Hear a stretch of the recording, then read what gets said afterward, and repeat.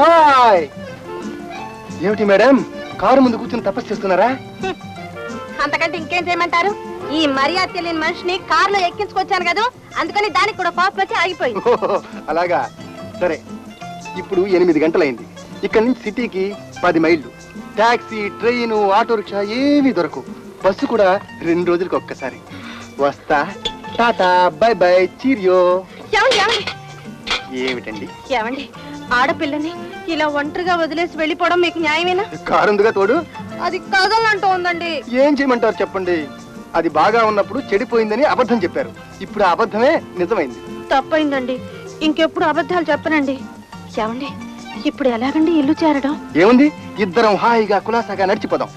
అమ్మ బాబోయ్, 10 మైళ్ళు నడవడమే. మీకు అభ్యంతరం లేకపోతే మోసుకుపోతాను. ఏమిటి? అయితే ఇద్దరం ఇక్కడే ఉండిపోదాం.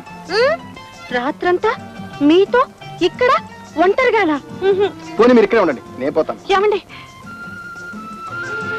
ఏమండి, నాకు ఒంటరిగా భయం వేస్తుందండి. బాగుంది వరస. పోదామంటే వద్దంటారు, ఉందామంటే కాదంటారు. ఎలా మరి? ఎలా మరి? అయితే ఓ పని చేద్దాం. ఏమిటి? మీరు వెనక సీట్ లో పడుకోండి, నేను ముందు సీట్ లో పడుకుంటా. ఇంపాసిబుల్. మీది జానాభత్రి గారు, నేను 6 అడుగుల మనిషిని. అందులో నత్తగులలా ముడుచుకుని పడుకోవడం మన వల్ల కాదు. ఎలా? అదిగో హవసతూలికా తలపం, గడ్డివామి. నేను అక్కడ హాయిగా పడుకుంటాను, మీరు కారులో పడుకోండి. Okay, good night. Good night. ఓహో, ఇదొకటా? పెట్టండి. అలాగేనండి.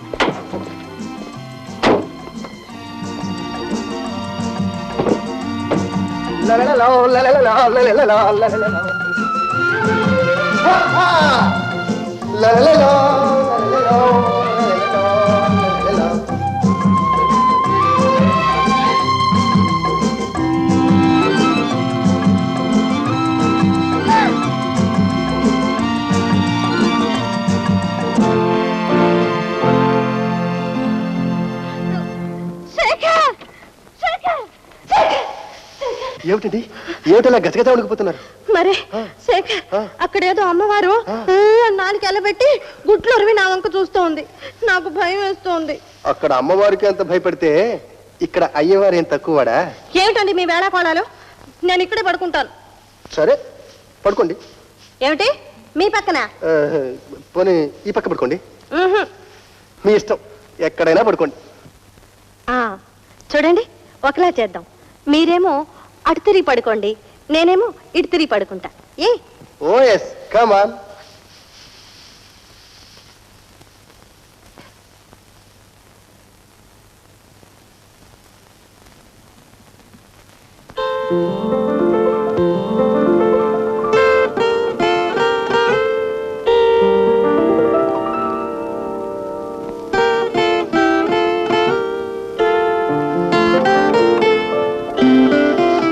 చూసారా, మీ చెయ్యి వచ్చి నా చేతి మీద పడింది. దానికి కాస్త బుద్ధి చెప్పండి.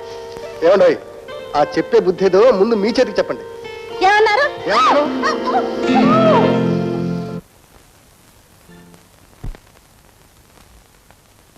శేఖర్, మొదట్లో నిన్ను చాలా కోపిస్తూ అనుకున్నాను. నేను కూడా నువ్వు చాలా గర్విస్తూ అనుకున్నాను. మరిప్పుడు? ఇప్పుడు నా కోపం, నీ గర్వం రెండూ కలిసి ఎగిరిపోయినాయి.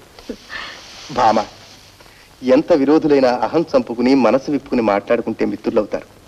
ఇదే జీవితంలో రహస్యం. అబ్బా,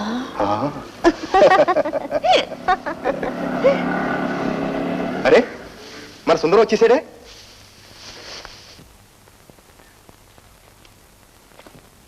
అరే, కారు ఒక్కటే ఉంది, మనుషులు కనపడరు.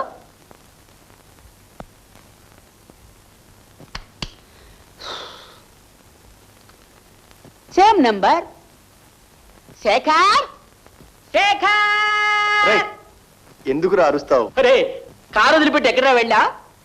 హలో మిస్ భామా, పాఠాలు నేర్పడం ఇంకా కాలేదా? నోరు మీరా. కారు రిపేర్ అయితేను. Car repair correct. సత్యభామ గారి కారు కదూ, సరైన చోటు చూసుకుని సత్యాగ్రహం చేసింది. నిర్జన ప్రదేశం, ప్రశాంత వాతావరణం, చుట్టూ చెట్లు, మధ్య గడ్డి వామి, యువతి యువకుడు. ఆహా, చాలు చాలు ఊరుకోండి. ఇప్పుడు మనం ఇల్లు చేరడం ఎలా? ఉన్నది ఒకటే స్కూటర్, ముగ్గురం పోవడం ఎలా? ముగ్గురు ఎందుకురా, నేను భామ స్కూటర్ అయిపోతున్నాం. గుడ్. నేను నడిచిరానా? నడవద్దురా, కారు కాపలా ఉండు. ఒరే శేఖర్, గర్ల్ ఫ్రెండ్ దొరకగానే బాయ్ ఫ్రెండ్ ని గాల్లో వదిలిపెట్టడం ద్రోహంరా మహాబాబు. రే ఎందుకు ఏడుస్తావు? స్కూటర్ నుంచి దింపి కారులో కూర్చోబెట్టానా? ప్రమోషన్ కదట్రా. రే గ్యాస్ కొట్టకురా, I'm not child. Tata bye bye cheerio. అన్యాయం, అక్రమం, ద్రోహం, పాపం. రే Sekhar, tata, wish you happy journey. ఏది గతి నాకు రంగా, కారే గతి నాకా.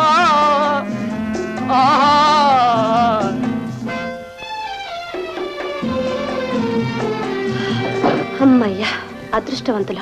అమ్మ నిద్రపోతున్నట్టుంది. రండి ఇలా కూర్చుందాం. మామా, మీ అమ్మ మన పెళ్లికి ఒప్పుకుంటుందంటావా? నేను ఒప్పిస్తాగా. మిమ్మల్ని విడిచి ఒక క్షణం కూడా ఉండలేనని అమ్మతో గట్టిగా చెప్పేస్తాను. శేఖర్, ఈరోజు నా జీవితంలో మరపురాని రోజు. ఇంత త్వరగా నేను ఒకరి ప్రేమకు దాసురాలను అవుతానని కల్లో కూడా అనుకోలేదు.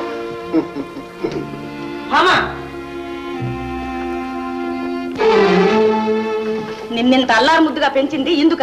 ఎవరికనో? అమ్మా, ఈయన నా క్లాస్మేట్, పేరు శేఖర్. క్లాస్ లో అన్నిట్లోనూ ఫస్ట్ అమ్మా. శేఖర్ నువ్వా? కనకం, ఇతను ఎవరో తెలుసా? నేను చెప్పానే, రావు బహదూర్ రంగనాయలు గారి మనవడు. అతడే ఇతడు. మా తాతగారు మీకు తెలుసండి? తెలుసా? నువ్వు మాకు చాలా కావలసిన వాడు నాయనా. చూసారా మనం చేసిన ధర్మానికి ఫలితం? నెల నెల 200 ముడుపు చెల్లించుకున్నామే, దానికి రుణం ఎలా తీర్చుకుంటున్నాడో చూడండి. మీ రావు బహదూర్ రంగనాయకులు గారి మనవడు. ఏమిటి, ప్రతి నెల ప్లేడర్ ద్వారా డబ్బిచ్చి పంపిస్తున్నది మీరేనా? మరి ఎవరు పంపిస్తున్నారనుకున్నావు? మీ తాత పంపిస్తున్నాడు అనుకున్నావా? క్షమించండి, మీరని నాకు తెలియదు. ఇన్నాళ్ళు మీరు చేసిన సహాయానికి చాలా కృతజ్ఞుడి. తెలుస్తూనే ఉందిగా నీ కృతజ్ఞత. అలా అనకండి అమ్మా. తిన్నింటి వాసాలు లెక్క పెట్టే సాంప్రదాయం కాదు మాది. ఇక మీ అమ్మాయి ఒక కన్నెత్తి కూడా చూడండి. మామా, మీ అమ్మగారి ఇష్ట ప్రకారం నడుచుకోవడం నీ ధర్మం. నేను అస్వతంత్రుని. మీ తల్లిదండ్రుల దయాదాక్షిణ్యాలకు అమ్ముడిపోయిన బానిస. ఇక నన్ను మర్చిపో.